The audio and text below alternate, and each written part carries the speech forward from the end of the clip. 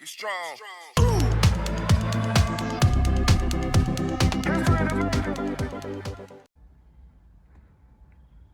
Okay, so some of you may want to refurbish the center shifter plate console here.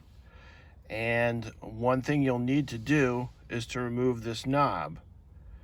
Now, you would think that you could just unscrew it and it would come off. But it gets to a certain point and stops, so you'd be wrong. So here's what I found out the hard way. In order to remove this auto transmission knob, you have to remove this chrome knob first.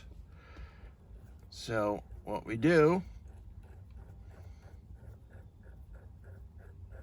remove it.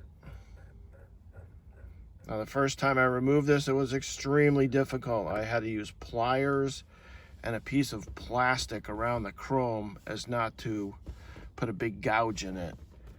So you remove that, remove the spring. Now this bulb will come off.